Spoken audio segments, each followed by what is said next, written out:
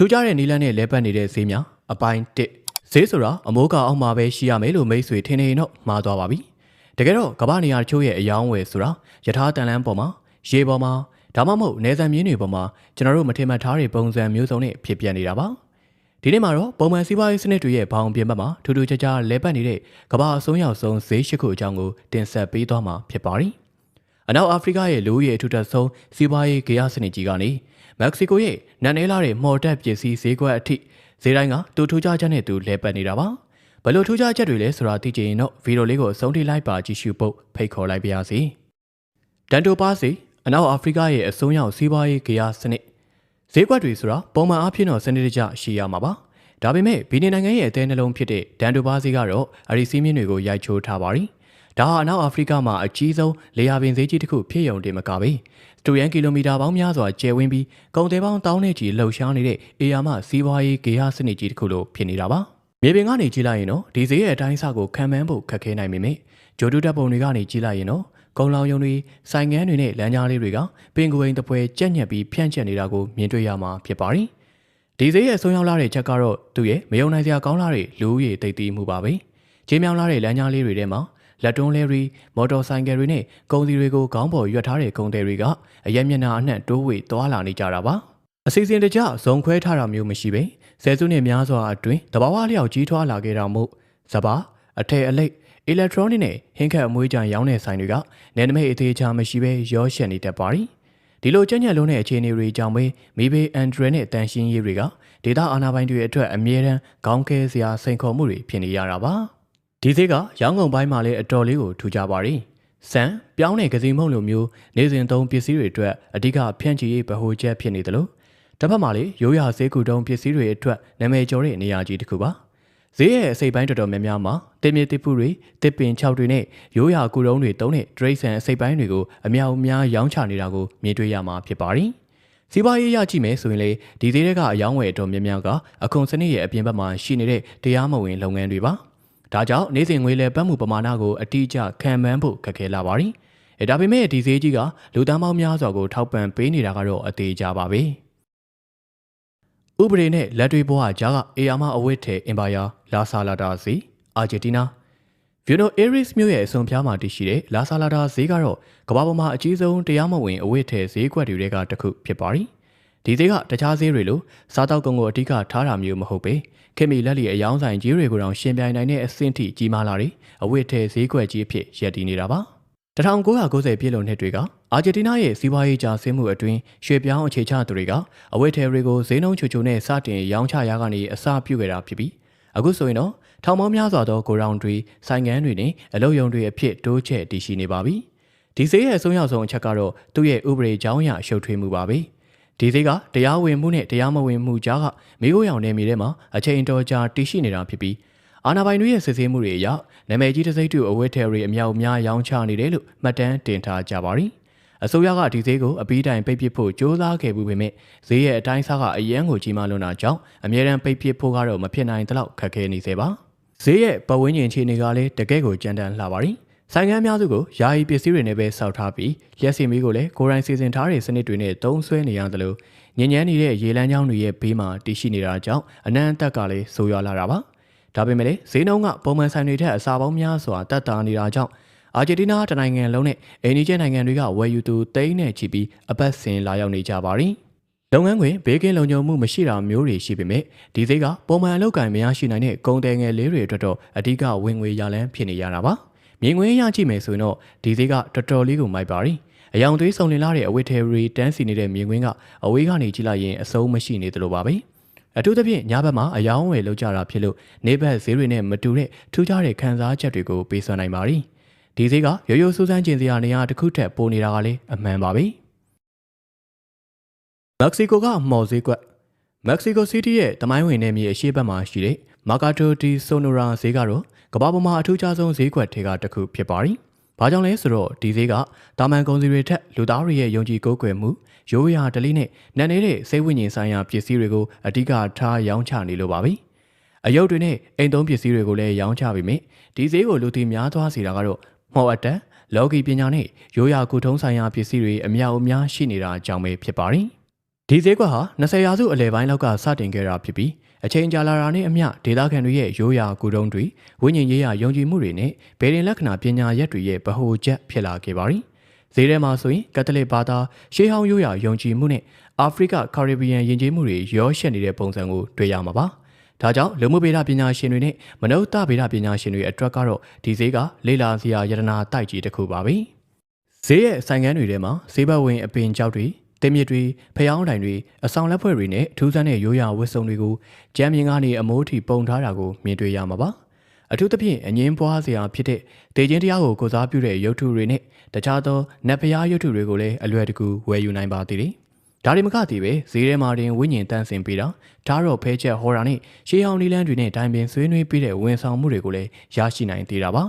မြင်ကွင်းပိုင်းရကြည့်မယ်ဆိုရင်လေဒီဈေးကအယောင်သွေးစုံလင်ပြီးတော်တော်လေးကိုထူခြားလာပါတယ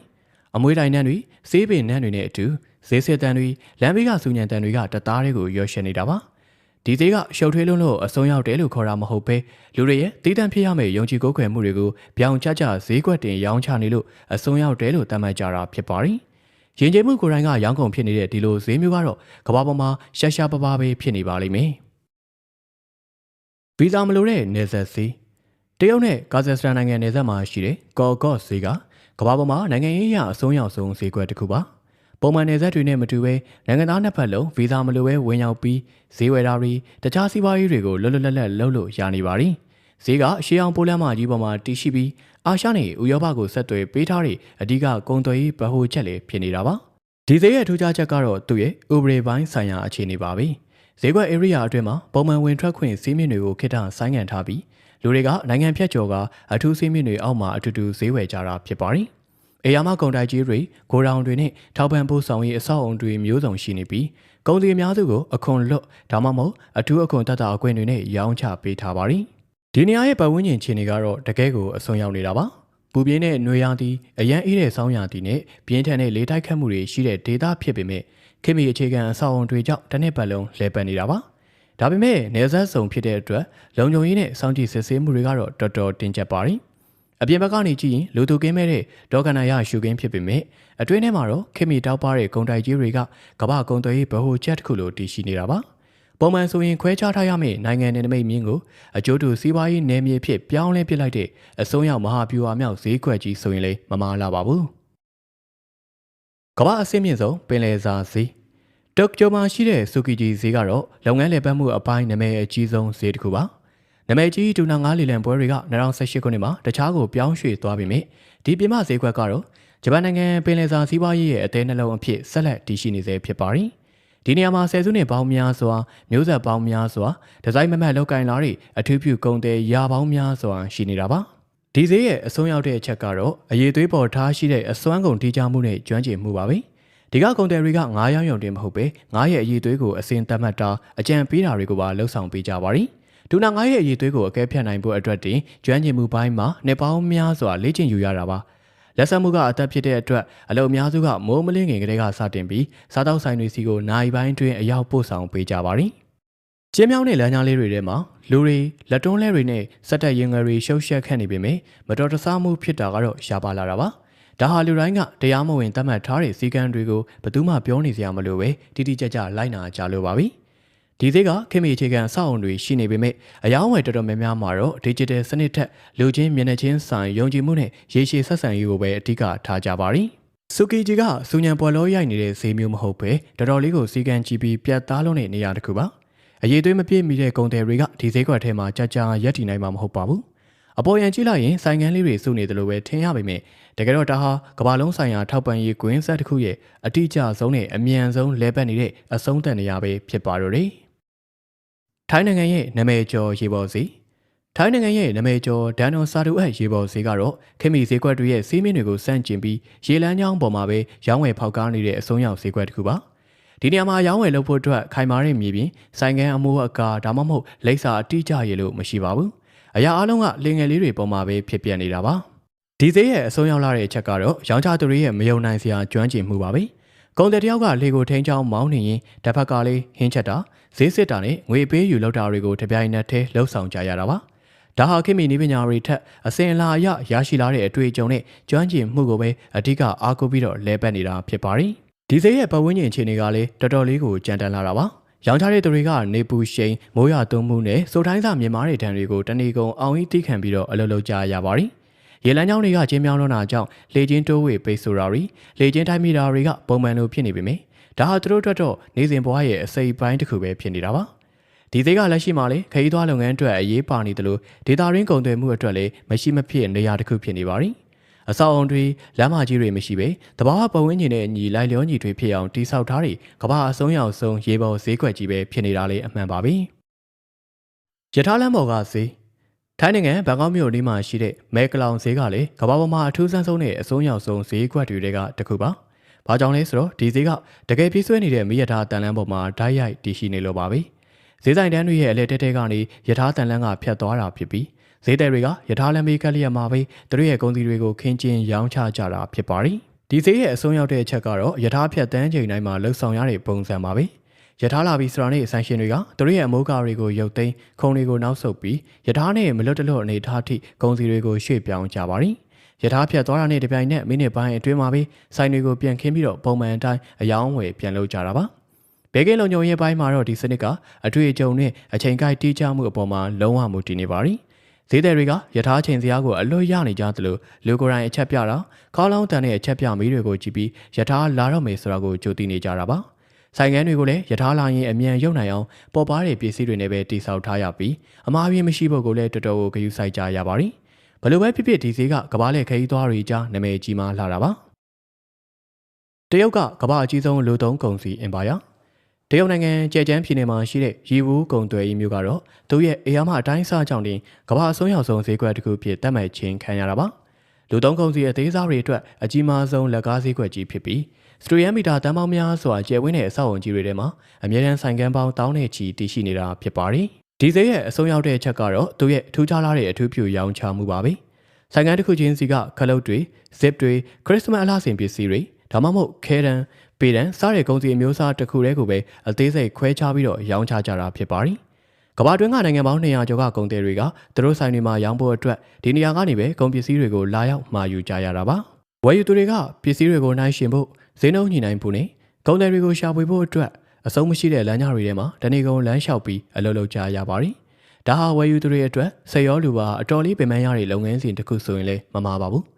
ဒါပေမဲ့ဈေးကွက်ရဲ့ဘေးပတ်ပတ်လည်မှာတော့ကုန်စည်စည်းစိမ်မှုကိုအထောက်အကူပြုဖို့အတွက်အကောက်ခွန်ရုံးတွေတင်မောချင်းကိုယ်စားလှယ်တွေဘာသာပြန်တွေနဲ့ဗန်နာရေးဝန်ဆောင်မှုတွေစနစ်တကျရှိနေတာကြောင့်လုပ်ငန်းလည်ပတ်မှုကတော်တော်လေးထိရောက်လာပါတယ်။ဒီနေရာမှာတခြားဈေးတွေလိုစူညံပလောရိုက်နေတာမျိုးထက်စနစ်တကျနဲ့ထိရောက်မြန်ဆန်တဲ့အယောင်းဝယ်တွေကပဲလွှမ်းမိုးထားတာပါ။ပြောရရင်ဒီဈေးကလူသုံးကုန်ပစ္စည်းအတော်များများရဲ့အစာပြုတ်ရနေရဖြစ်ပြီးကမ္ဘာလုံးဆိုင်ရာကုန်သွယ်မှုတွေကိုနေရာတစ်ခုထဲမှာကြည်ကြည်လစ်လစ်နဲ့အကြီးအကျယ်ဆုံးစုစည်းပေးထားတဲ့အဆုံးရောက်ကုန်သွယ်ရေးအင်ပါယာကြီးပဲဖြစ်လာရပါတယ်။ဆိုတော့အခုပြောပြခဲ့တဲ့ဈေးကွက်တွေထဲမှာမိတ်ဆွေသွားခြင်းဆုံးဒါမှမဟုတ်မိတ်ဆွေကိုအံ့ဩမဆုံးဖြစ်စေတာကဘယ်ဈေးဖြစ်မလဲဆိုတာ comment မှာရေးပေးခဲ့ပါဦး။ဒီလိုမျိုးကမ္ဘာပေါ်ကထူးထူးခြားခြားအကြောင်းအရာတွေကိုအမြဲကြည့်နိုင်ဖို့ကျွန်တော်တို့ရဲ့ channel ကို subscribe လုပ်ထားဖို့လည်းမမေ့ပါနဲ့ဦးနော်။နောက်ထပ်ကြမ်းရှိနေသေးတဲ့အဆုံးရောက်ဈေးတွေအကြောင်းကိုအပိုင်းနှစ်မှာဆက်လက်တင်ဆက်ပေးသွားမှာမလို့လူချင်းမင်းတို့ရဲ့ notification bell လေးတွေကိုလည်းနှိပ်ထားပေးပါဦး။အားလုံးကိုကျေးဇူးတင်ပါတယ်။နောက်ဗီဒီယိုမှာပြန်တွေ့ကြပါမယ်။